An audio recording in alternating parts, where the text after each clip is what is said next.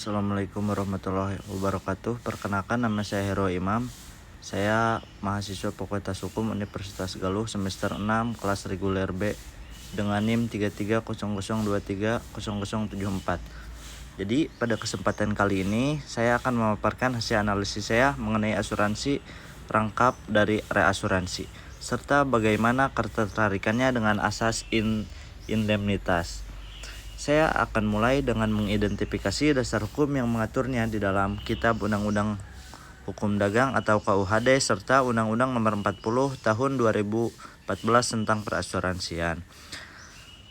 Mengenai asuransi rangkap dalam KUHD, ketentuannya diatur secara jelas dan dalam pasal 252 dan pasal 277. Berdasarkan pasal-pasal tersebut, asuransi rangkap terjadi jika sebuah objek atau kepentingan yang sama diasuransikan kepada beberapa perusahaan asuransi untuk jangka waktu dan bahaya yang sama.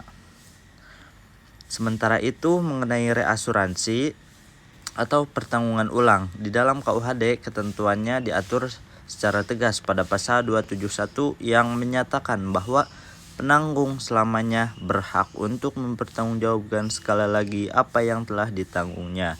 Jika kita merujuk pada regulasi modern dalam Undang-Undang Nomor 40 Tahun 2014 tentang perasuransian, definisi serta fungsi operasional dari perusahaan asuransi dan perusahaan reasuransi ditegaskan kembali pada pasal 1 angka 1 serta ayat-ayat berikut yang mengatur mengenai pembagian beban risiko horizontal guna menjaga kesehatan finansial industri perasuransian. Selanjutnya, mari kita telaah secara mendalam mengenai hubungan asuransi rangkap dan reasuransi ini dengan prinsip atau asas indemnitas. Asas indemnitas merupakan prinsip dasar dalam asuransi kerugian yang menyatakan bahwa fungsi asuransi adalah semata-mata untuk mengembalikan posisi keuangan tertanggung ke kondisi sesaat sebelum terjadinya kerugian. Artinya tertanggung tidak boleh mencari keuntungan, memperkaya diri atau mendapatkan posisi keuangan yang lebih baik dari peristiwa kerugian tersebut. Hubungan asas in dengan asuransi rangkap bertindak sebagai pembatas yang sangat ketat. Berdasarkan pasal 277 KUHD, jika suatu objek sudah diasuransikan dengan nilai penuh pada perusahaan pertama, maka asuransi kedua dan seterusnya menjadi batal demi hukum atau hanya menanggung sisa selisih dari nilai real objek tersebut. Hal ini dikarenakan apabila tertanggung diperbolehkan menerima ganti rugi penuh dari semua perusahaan asuransi secara bersamaan. Ia akan mendapatkan total dana ganti rugi yang melebihi nilai kerugian. Jadi akan mendapatkan keuntungan. Kondisi tersebut jelas melanggar asas indemnitas karena mengubah fungsi asuransi perlindungan menjadi sarana mencari keuntungan profitable.